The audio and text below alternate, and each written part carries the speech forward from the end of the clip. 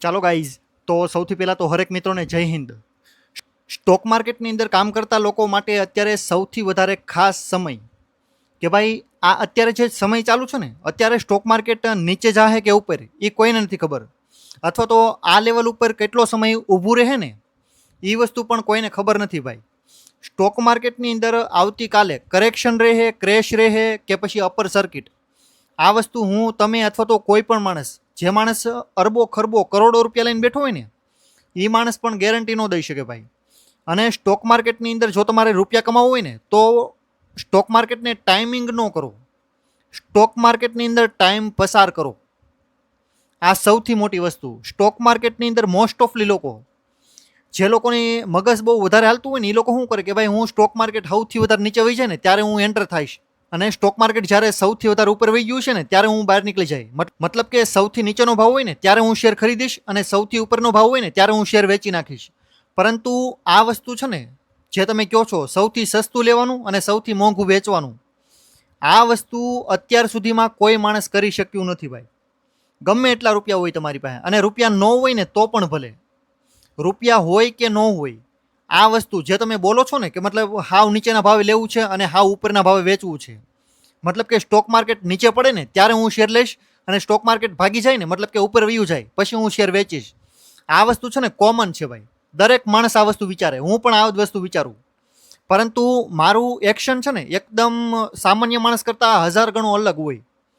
Stock માર્કેટને એક પ્રકારે observation કરવાનું, નક્કી પણ કરવાનું કે ભાઈ એટલા લેવલ સુધી પડી શકે, પરંતુ એક જે ડિસિઝન કહેવાય ને એ મારા લગાતાર ચાલુ રહે. દર 3 મહિને, દર 15 દિવસે, દર મહિને જે મારે એક પ્રકારે પેસિફિક અમાઉન્ટ લગાડવાનું હોય ને એ લાગી જ જાય ભાઈ. સ્ટોક માર્કેટ ઉપર હોય તો પણ ભલે અને નીચે હોય ને તો પણ ભલે. અને સૌથી વધારે આ જગ્યાએ દરેક લોકો મિસ્ટેક કરે, સ્ટોક માર્કેટને ટાઈમિંગ કરે કે ભાઈ સ્ટોક માર્કેટમાં ઓલ ટાઈમ લો લાગી જાય ને ત્યારે. પરંતુ ભાઈ સ્ટોક માર્કેટમાં કોઈ દિવસ ઓલ ટાઈમ લો લાગી જશે ને તો પણ તમારા મોબાઈલમાં નોટિફિકેશન હોય તો પણ ભલે અને મેસેજ ગણો ને તો પણ ભલે, આ વસ્તુ કોઈ દિવસ એલર્ટ નહીં આવે કે ભાઈ સ્ટોક માર્કેટમાં ઓલ ટાઈમ લો છે, હવે તમે પૈસા રોકી દો. આ રીતનો મેસેજ તમને કોઈ દી નહીં આપે, અને નહીં કોઈ ઇન્વેસ્ટર કહે. અને જો તમને કહે છે કોઈ માણસ, કોઈ પણ ઇન્વેસ્ટર તમને કહે છે કે ભાઈ હવે ઓલ ટાઈમ લો છે, હવે તમે પૈસા લગાડો, પૈસા નહીં ડૂબે, તો સ્ટોક માર્કેટની એક ફિતરત છે ભાઈ. સ્ટોક માર્કેટ અગર 50% તૂટી ગયું હોય ને તો ત્યાંથી પાછું 50% તૂટવા માટે તૈયાર રહેવું. સ્ટોક માર્કેટ ગમે ત્યારે ગમે એટલું તૂટી શકે, ઝીરો ન થાય પરંતુ ગમે ત્યારે ગમે એટલું તૂટી શકે. એવો કાંઈ કાનૂન નથી ભાઈ કે ભાઈ ઇન્ડિયન ગવર્મેન્ટના કોઈ પણ બંધારણની અંદર લખેલું કે ભાઈ સ્ટોક માર્કેટ કોઈ દિવસ ઝીરો નહીં થાય, કોઈ દિવસ હદથી વધારે ક્રેશ નહીં થાય, કોઈ દિવસ ઇન્વેસ્ટરોના પૈસા ડૂબશે નહીં. આ બધી વસ્તુ થાય ભાઈ, ક્રેશ પણ થાય, હારામાં હારું ક્રેશ થાય.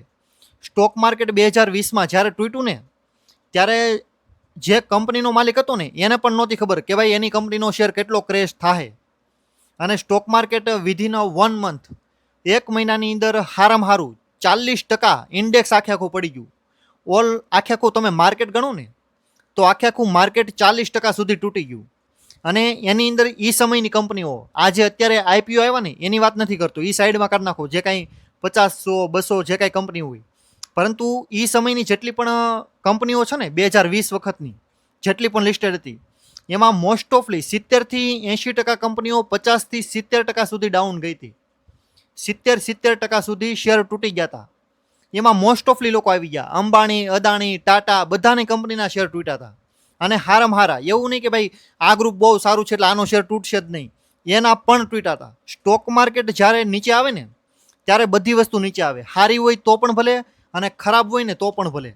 સ્ટોક માર્કેટની અંદર હોનાનો ધંધો કરતી હોય ને એ કંપની હોતે નીચે આવશે. જ્યારે સ્ટોક માર્કેટ નીચે આવશે ને ત્યારે સ્ટોક માર્કેટનો નિયમ કોઈ દી અલગ નથી રહેતો, કોઈ પણ ધંધા માટે નહીં, કોઈ પણ કંપની માટે નહીં. પછી એ કંપની ગમે એની હોય અને ગમે એટલી સારી હોય, સ્ટોક માર્કેટ જો ક્રેશ થાય છે તો એ કંપનીના શેરને થોડુંક તો થોડુંક નીચે તો 101% આવવાનું છે. પછી 10% આવે, 20% આવે, થોડુંક ઓછું આવે એ વાત અલગ છે, પરંતુ નીચે તો આવશે આવશે ને આવશે. કોઈ પણ કંપનીનો શેર હોય, આ વસ્તુ તમે જે મનમાં ધારો ને કે ભાઈ આ કંપનીનો શેર કોઈ દિવસ નીચેના ભાવે મને મળશે જ નહીં, હું અત્યારે રોકાણ કરી દઉં અને 2-5 વર્ષ પછી લઈ લઉં, તો ભાઈ સ્ટોક માર્કેટની અંદર 100 કંપની હોય ને તો 100એ 100 કંપની એક સમય એવો આવે જ તે કે ભાઈ વહેલા મોડી આગળ પાછળ નીચે ક્રેશ થાય જ તે, તૂટે જ તે, ગમે એ ધંધો હોય. અને સ્ટોક માર્કેટની અંદર જો તમે રોકાણ કરતા હોય ને તો મિનિમમ કોઈ પણ કંપની હોય XYZ, કોઈ પણ સેક્ટર, કોઈ પણ કંપની, કોઈ પણ ગ્રુપ, મિનિમમ 20-25% નીચેના ભાવે લેવાની કોશિશ કરો. મિનિમમ 20-25% શેર તૂટી જાય ને પછી તમે લેવાની કોશિશ કરો. પછી કોઈ પણ હોય, CDSL હોય તો પણ ભલે, NSDL હોય તો પણ ભલે, પછી ટાટા એલેક્સી હોય, TCS હોય, ઇન્ફોસિસ, વિપ્રો, કોઈ પણ હોય, કોઈ પણ કંપનીનો શેર હોય, મિનિમમ તમારે પહેલી વાર જ્યારે ઇન્વેસ્ટમેન્ટ કરો ને ત્યારે એટલીસ્ટ એ કંપનીનો શેર 20-30% અથવા તો 20-25%, એટલીસ્ટ તમે છેલ્લે એમ કહો ને કે ભાઈ હવે તો નહીં જ તૂટે, તો 20% તો મિનિમમ તૂટવો જોઈએ, ત્યારે રોકાણ કરો. અને મોસ્ટ ઓફલી લોકો છે ને આ જગ્યાએ માર ખાય. નવો માણસ હોય ને તો એને એમ થાય કે ભાઈ આ કંપની ભાગે છે, હવે કોઈ દી નીચે જ નહીં આવે, હું અત્યારે લઈ લઉં. તો ભાઈ આ સ્ટોક માર્કેટની એક ચાલ છે ભાઈ. કોઈ પણ માણસ નવો આવે ને એને પોતાના ઇમોશનની માહિતી ન હોય ભાઈ, એને ખબર ન હોય કે ભાઈ મારું જે આ ધક ધક દિલ કરે છે ને એ કઈ રીતે કામ કરે છે ને એ વસ્તુ એને ન ખબર હોય. અને સ્ટોક માર્કેટમાં કોઈ દિવસ બે વસ્તુ ભેગી ન થાય. સ્ટોક માર્કેટ ઇમોશનલ રીતે ચાલશે, પરંતુ તમારે એકદમ પ્રેક્ટિકલ રીતે ચાલવાનું. તમે જો ઇમોશનલ થયા ને તો તમારે લોસ કેટલો થાય ને એની કોઈ એંધાણ નથી ભાઈ, એની કોઈ લિમિટ નથી. તમે જેટલા રૂપિયા રોક્યા ને એ બધા રૂપિયા એકદમ ઝીરો થઈ શકે ભાઈ, અગર તમે ઇમોશનલમાં આવીને ડિસિઝન લો ને, ઇમોશનમાં આવીને કામ કરો ને તો. કેમ કે સ્ટોક માર્કેટની અંદર તમે લોંગ ટર્મ ઇન્વેસ્ટમેન્ટ કરો તો પણ ભલે અને શોર્ટ ટર્મ ઇન્વેસ્ટમેન્ટ કરો ને તો પણ ભલે, તમે કોઈ દિવસ ઇમોશનમાં આવીને નિર્ણય લઈ ન શકો ભાઈ. અમારા પણ પૈસા લાખો રૂપિયા ડૂબે ભાઈ, અમારા પણ પોર્ટફોલિયો 30%, 40%, 60%, 70% સુધી નીચે આવે છે, પરંતુ અમને ફરક શું કામ ન પડે ખબર? કેમ કે અમે અમારા જે કાંઈ ચોપડા, જે કાંઈ બુક હોય ને બનાવેલા, એની અંદર સૌથી પહેલો નિયમ લખેલો છે, વર્ષના 365 દિવસ અથવા તો જિંદગીનો કોઈ દિવસ એક એવો દિવસ મારો આવશે જ્યારે સ્ટોક માર્કેટમાં મારા 90% રૂપિયા ડૂબી ગયા છે, ત્યારે હું સ્ટોક માર્કેટમાં રહી. આ વસ્તુ હું લખીને રાખું ભાઈ. જ્યારે મારો જેવો ભાવ હોય ને ત્યારે હું પૈસા રોકું. 80-90% પૈસા ડૂબી જાય છતાં પણ સ્ટોક માર્કેટમાં હું ટકાઈ. અગર હા હોય ને જવાબ તો પૈસા રોકવાના, બાકી નહીં. સ્ટોક માર્કેટ એટલું રિસ્કી છે, પરંતુ સ્ટોક માર્કેટ જેટલું રિસ્કી છે ને એની સામે તમને પૈસા પણ એટલા બનાવીને દે.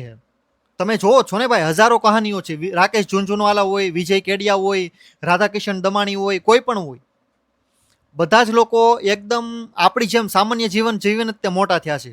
નોર્મલ એકદમ મિડલ ક્લાસ, ઘરમાં ખાવા માટે સારી જગ્યા પણ નહોતી અને સારો લોટ પણ નહોતો, ત્યાંથી જ બધા ઉપર આવ્યા છે ભાઈ. પછી ભલે થોડું ઘણું આમ તેમ કર્યું હોય, તમને ગમે લાગે, પરંતુ એટલીસ્ટ મહેનત કરી છે ભાઈ. ભલે તમે ગમે સમજો, મહેનત વગર કોઈ માણસ આગળ ન આવે. અને એક પ્રકારે સાહસ પણ કરવું પડશે. સ્ટોક માર્કેટમાં સાહસ કરવાના પૈસા તમને મળશે. ખાલી મહેનત કરશો તો મજૂરિયા બનીને રહી જાઓ. ખાલી મહેનત કરીને પૈસા કમાવા જાઓ તો મજૂરિયા બનીને રહી જાઓ ભાઈ. સ્ટોક માર્કેટ સાહસ કરવાના પૈસા આપે. તમે એક વસ્તુ સિમ્પલ રીતે સમજો, બે લોકો છે, એકની પાસે નોલેજ બહુ છે પરંતુ સાહસ કરવાની ક્ષમતા નથી. એને ખબર હોતે છે કે હવે આ કંપનીનો શેર ડબલ થાય, 3 ગણું થાય, XYZ જે કાંઈ હોય એની નોલેજ, છતાં પણ એ માણસ પૈસા નહીં રોકે. અને એક માણસ પાસે નોલેજ થોડુંક ઓછું છે ખરા, છતાં પણ એ માણસ રિસ્ક લેવા માટે તૈયાર છે, સાહસ કરવા માટે તૈયાર છે, બીજા નંબરનો માણસ. તો એ માણસ ભલે ખોટો પડે થોડો ઘણો, તો પણ એના પૈસા એટલીસ્ટ કાલે ઉઠીને બનવા તૈયાર છે. મતલબ કે કાલે ઉઠીને એ માણસના પૈસા બની શકે કે ભાઈ 2 થી 4 વાર એ માણસ ડૂબી જાય, થોડા ઘણા પૈસા વયા જાય, વાઇપ આઉટ, સાફ થઈ જાય, પોતાની મૂડી ખોઈ બેહે, બરોબર, 2-4 વાર. અને દરેક માણસ મોસ્ટ ઓફલી પોતાના જીવનમાં એવું ઘણીવાર એવો સમય આવે કે ભાઈ બિલકુલ જમીન ઉપર આવીને ઊભો રહી જાય. ગમે એ માણસ હોય, વિજય કેડિયા હોય ને તો પણ ભલે, એની પણ સ્ટોરી મેં સાંભળેલી છે અને ઘણીવાર ઇન્ટરવ્યુમાં જોયેલો છે પણ, કે ભાઈ એ માણસ ખુદ એમ કહે છે કે ભાઈ મારી પાસે દૂધ લેવાના પૈસા નહોતા. આ લેવલ સુધી આવવાની તેવડ હોય ને તો તમે પૈસા ગમે એ બનાવી શકો, પરંતુ સ્ટોક માર્કેટની કમાણી ઉપર નિર્ભર કોઈ દી નહીં રહેતા, તો તમે લાંબો સમય ટકી શકશો. સ્ટોક માર્કેટની કમાણી ઉપર તમે જો દર મહિનાનો કમાવો માગશો ને, દર ખર્ચા, કે ભાઈ તમારે મહિનાનો ખર્ચો કાઢવો છે, 2-3 મહિનાનો, અથવા તો ફરવા જવાનો ખર્ચો કાઢવો છે, તો સ્ટોક માર્કેટમાં તમે ટકી નહીં શકો. સ્ટોક માર્કેટમાં લાંબો સમય ટકવા અને સારામાં સારા પૈસા બનાવવું હોય ને તો તમારે એક્ટિવ ઇન્કમ અને પેસિવ ઇન્કમ આ બંને વસ્તુ હોવી જોઈએ. એક્ટિવ ઇન્કમ એટલે કે ભાઈ તમે કોઈ કામ કરો છો, એમાંથી તમને સેલેરી અથવા તો નફો અથવા તો પ્રોફિટ જે કાંઈ આવતું હોય, મતલબ કે કામ ધંધો ચાલુ રહેવો જોઈએ સાઈડમાં. ઘણા લોકો કંઈ ફૂલ ટાઈમ ટ્રેડિંગ કરવું, ફૂલ ટાઈમ ઇન્વેસ્ટમેન્ટ કરવું, ફૂલ ટાઈમ કાંઈ ન થાય ભાઈ. સ્ટોક માર્કેટ કોઈ દિવસ તમને દરરોજ પૈસા કમાવા નહીં દે. વર્ષમાં 365 દિવસ આવે, એમાંથી માત્ર 250 દિવસ ટ્રેડિંગ અથવા તો ઇન્વેસ્ટમેન્ટ, એટલીસ્ટ માર્કેટ ચાલુ રહી. 250 દિવસ જ માર્કેટ ચાલુ રહી. 250 દિવસમાંથી તમારે માત્ર 50 દિવસ જ એવા છે જ્યારે તમને પૈસા બનાવવા દે છે. બાકીના 200 દિવસ તમારે પૈસા ખોવાના છે મિનિમમ. અગર તમે 50 દિવસથી વધારે પૈસા કમાવો છો ને, મતલબ કે તમે એક પ્રકારે, ચાલો ભાઈ 250 દિવસ માર્કેટ ચાલુ છે, તમે 200 દિવસ પ્રોફિટ કરો છો, અને 50 દિવસ જે તમે લોસ કરશો ને એ તમે 200 દિવસનો પ્રોફિટ બધો ન્યા દઈને જાઓ 50 દિવસની અંદર. એટલા માટે તમને સ્ટોક માર્કેટમાં દરેક વખતે ઘણીવાર ઘણા લોકો કહે કે ભાઈ સ્ટોક માર્કેટમાં લગાતાર કામ કરવું જરૂરી નથી ભાઈ. ડિસિઝન લ્યો, ડિસિઝન કઈ રીતે, ક્યારે, કેટલો, શું કામ, કયા સેક્ટરમાં, કઈ કંપનીમાં કેટલું રોકાણ કરવું ને એના માટેનું સ્ટડી લગાતાર કરો. અને નિર્ણય માત્ર 1 થી 2 વાર જ લેવાનો છે. અને લોકો શું કરે, નિર્ણય 10-12 વાર લે અને સ્ટડી 1-2 વાર જ કરે. તો આખી સિસ્ટમ ઊંધી કરી નાખી ભાઈ સામાન્ય માણસે. એને ખબર નથી કે ભાઈ પૈસાનો નિયમ એક જ છે. તમે આખું વર્ષ ભણો ને ત્યારે 1 થી 2 વાર જ એક્ઝામ દેવાની હોય, અને તમે શું કરો, એક્ઝામ 10-12 વાર દેવો, પરંતુ વાંચવાની કોશિશ, ભણવાની, સમજવાની કોશિશ 1-2 વાર તમે નથી કરતા. તો જેટલું પહેલાં શીખો ને એની ઉપર તમે કામ કરો, શીખવા ઉપર ધ્યાન દો. હું તમને આ વિડીયોની અંદર છે ને 10 એવા મુદ્દાઓ કહું છું જે મારી વર્ષોની મહેનત છે ને ત્યારબાદ મને આ વસ્તુ સમજાણી. સૌથી પહેલાં તો લાંબા ગાળાનો વિચાર કરો, લાંબા સમયનું. લોકો ખાલી 2-4 મહિના, 2-4-6 મહિના, 1-2 વર્ષનું વિચારે, પરંતુ હકીકતમાં છે ને જીવન લાંબુ છે, બરોબર? તો તમે મિનિમમ 3 થી 5 વર્ષનો લાંબો વિચાર કરો, મિનિમમ 3 થી 5 વર્ષ. અગર તમે શોર્ટ ટર્મ સમજો ને તો શોર્ટ ટર્મ હોતે 3 થી 5 વર્ષનું ઇન્વેસ્ટમેન્ટ કરો. બાકી ટ્રેડિંગ, ઇન્ટ્રાડે તો ભૂલી જાઓ ભાઈ, એમાં પૈસા નહીં બને, અને બનશે ને તો પણ તમે ડૂબાડશો. અને આ વિચાર ખાલી મારા એકના નથી ભાઈ. તમે રાકેશ ઝુનઝુનવાલાને મળ્યા છો, એના ઇન્ટરવ્યૂ જોયા છે ને, એની અંદર હોતે આ જ વસ્તુ કહે. તમે વિજય કેડિયાની ઇન્ટરવ્યૂ જોયા છે અથવા તો એની જનરલ મિટિંગમાં તમે જશો ને, ત્યાં પણ એ માણસ પણ આ વસ્તુઓ જ કહે મોસ્ટ ઓફલી. કેમ? તો પછી આ જે વસ્તુ છે ને એ મારા વિચાર, તમારા વિચાર, અથવા તો વિજય કેડિયાના અથવા તો રાકેશ ઝુનઝુનવાલાના વિચાર નથી ભાઈ. સ્ટોક માર્કેટની અંદર જે પણ માણસ સરખી રીતે કામ કરતો હશે, લાંબા સમયથી કામ કરતો હશે ને, એ દરેક માણસ તમને આ વાક્ય સાથે મેચ કરશે. એ માણસ સાથે તમે 2 કલાક બેસો ને તો આ દરેક વાક્ય એની સાથે મેચ થશે. એ માણસ પણ આ 10-10 વસ્તુ બોલશે ભાઈ, અગર સાચી રીતે કામ કરતો હશે ને તો. બાકી ખાલી ફ્રોડ જ કરવાનો છે, ખાલી સ્કેમ જ કરવાના છે, તો પછી એ વાત જ અલગ છે. સૌથી પહેલો વિચાર છે કે ભાઈ લાંબા ગાળાનું રોકાણ માટે વિચાર કરો, લાંબા ગાળાનું ઇન્વેસ્ટમેન્ટ માટે કામ કરો. લોકો શું કરે કે ભાઈ 2-4 મહિનામાં મને સૌથી વધારે સારામાં સારું રિટર્ન કોણ આપે, 2-4 વર્ષમાં મને સારામાં સારું રિટર્ન કોણ આપે. પરંતુ હકીકતમાં સ્ટોક માર્કેટની અંદર છે ને, તમે સારામાં સારી કંપનીમાં જાઓ તો પણ ભલે, અને સારામાં સારું સેક્ટર ગોતો ને તો પણ ભલે. ઘણીવાર એવું થાય કે ભાઈ કંપની સારામાં સારું કામ કરે છે, છતાં પણ તમને 2 થી 4 વર્ષ માટે કંપનીનો શેર ભાગશે નહીં ભાઈ.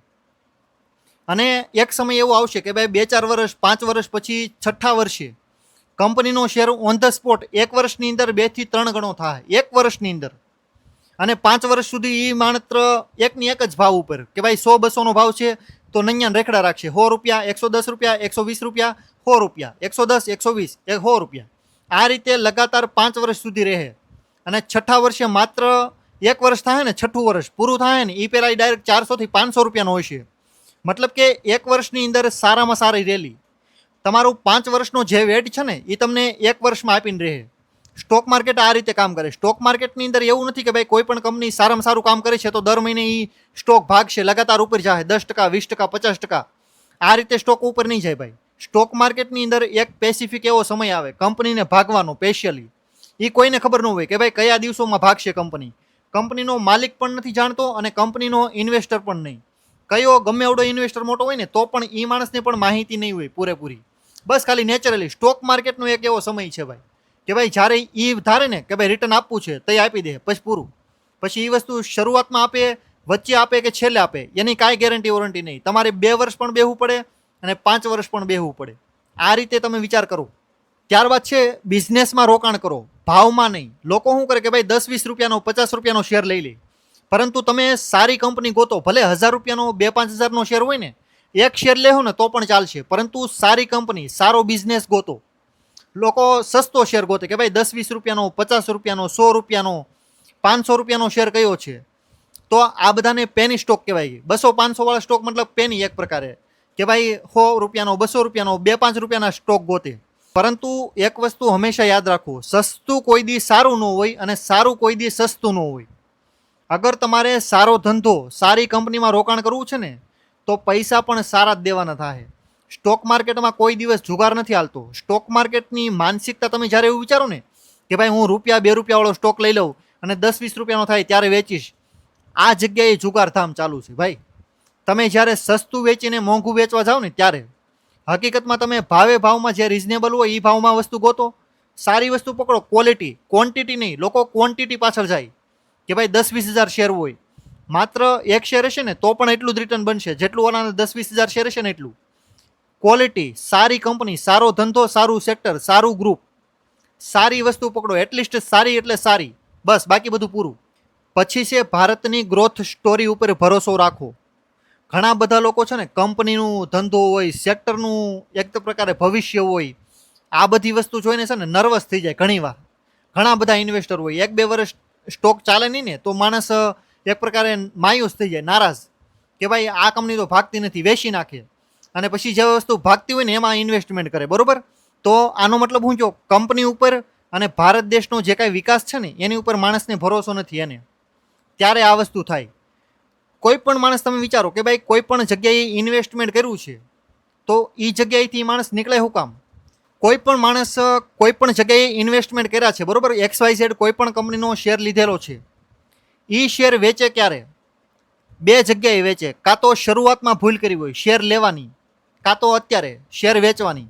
અગર જો શરૂઆતમાં ભૂલ કરી છે ને તો અત્યારે સુધારે છે, અને શરૂઆતમાં જો સાચો છે નિર્ણય તો અત્યારે એ ભૂલ કરે છે શેર વેચવાની. કેમ કે શેર લીધો છે, બરોબર, તો એ સમયે તમને શેર ગમ્યો હશે તો જ તમે લીધો હશે. કંપનીનો ધંધો થોડો ઘણો જોયો હશે તો જ તમે લીધો હશે. તમને ક્યાંક વિશ્વાસ તો હશે ને ભાઈ, કંપની ભરોસો છે ભાઈ, કંપની ગ્રોથ કરશે, કંપનીનો શેર ભાગશે, ત્યારે જ તમે લેતો હશો. પછી તમે 2-4 વર્ષ ભાગે નહીં, 1-2 વર્ષ પછી તમે વેચો ને તો તમારી ભૂલ કહેવાય. બેમાંથી એક જગ્યાએ, કાં તો અત્યારે કાં તો ત્યારે, કાં તો તમે ખોટી જગ્યાએ લઈ લીધો તો, કાં તો તમે ખોટી જગ્યાએ વેચો છો. બેમાંથી એક વસ્તુની ભૂલ છે. ભૂલ કન્ફર્મ છે ભાઈ.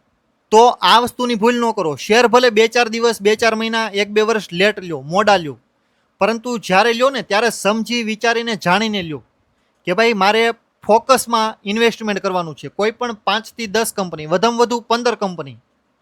અગર મારા લાખો રૂપિયા હોય ને તો 15 કંપની મારે લેવાય, ત્યાં સુધી વધુમાં વધુ ચાલે. પછી એનાથી વધારે એક પણ નહીં, 16 કંપની પણ નહીં.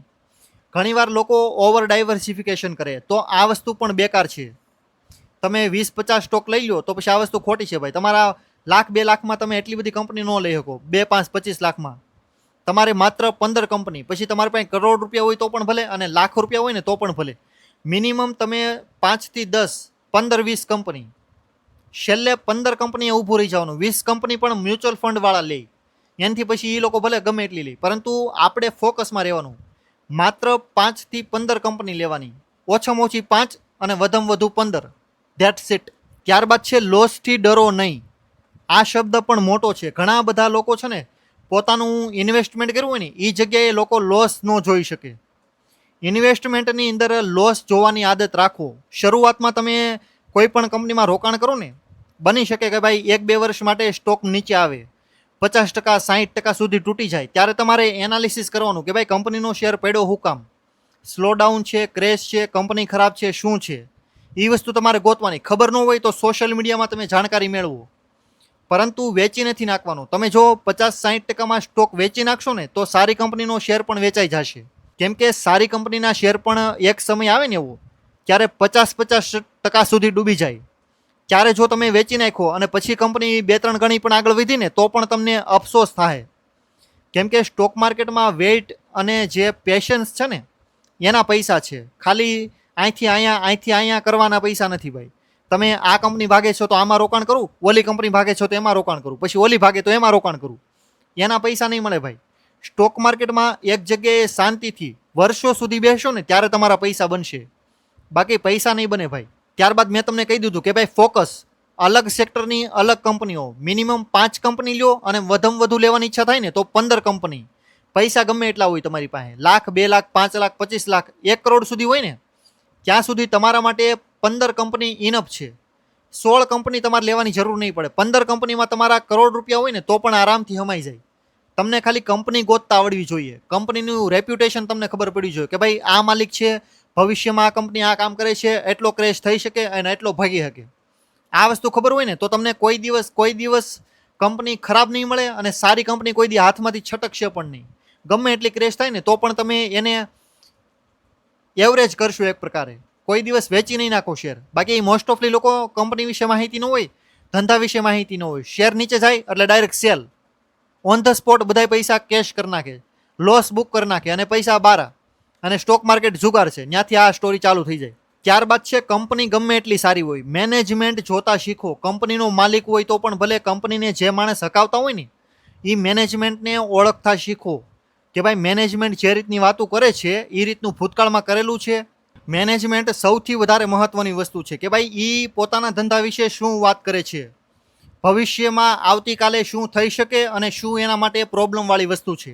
મેનેજમેન્ટ તમને ઘણીવાર પોતાનું જે કાંઈ એન્યુઅલ જનરલ મિટિંગ હોય ને એની અંદર ઘણીવાર પોતાના કંપનીના કી પોઈન્ટ્સ કહે કે ભાઈ અમારે આવનારા 2-3 વર્ષમાં 5 વર્ષમાં કંપનીને ડબલ કરવાનો વિચાર છે, કંપનીનો સેલ્સ અમે ડબલ કરશું. તો એ જગ્યાએથી તમને ખબર પડે કે ભાઈ આવનારા સમયમાં કંપનીનો શેર પણ આરામથી ભાગશે.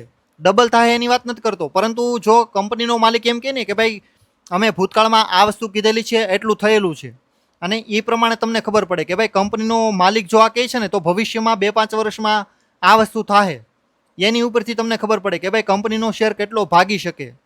અને એની ઉપરથી તમારે પાછું ગોતવાનું કે ભાઈ કંપનીનો માલિક કહે છે એટલું સાચું કેટલી વાર પડ્યું છે એ પણ જોવું પડે, કેમ કે મોટી વાતો કરતા તો બધાને આવડે જ તે. તો આજના વિડીયોમાં બસ આટલું જ. ગુજરાતીમાં સ્ટોક માર્કેટ વિશે માહિતી લેવા માટે વિડીયોને લાઇક કરી દેજો, શેર કરજો, અને નીચે જે હાઇપનું બટન આવે ને એને પણ દબાવી દેજો. સ્ટોક માર્કેટ વિશે હું જે કાંઈ ઊંડાણપૂર્વક માહિતી હોય ને કે ભાઈ વર્ષોનો અનુભવ એ હું તમારી સાથે શેર કરું ગુજરાતી ભાષામાં, કેમ કે મોસ્ટ ઓફલી વસ્તુ તમને ઇંગ્લિશમાં અને હિન્દીમાં મળશે. અને આ બધી વસ્તુઓ તમે જો સમજવામાં મિસ્ટેક કરો ને તો તમે પ્રોફિટ કમાવાની વાત દૂર, પરંતુ લોસમાંથી પણ બહાર ન આવી શકો. તો જો તમને ગુજરાતીમાં માહિતી લેવી ગમતી હોય તો એટલીસ્ટ વિડીયોને શેર પણ કરજો અને લાઇક કરી દેજો અને હાઇપ પણ આપી દેજો. Thank you so much for watching this videos and good bye. જય હિન્દ.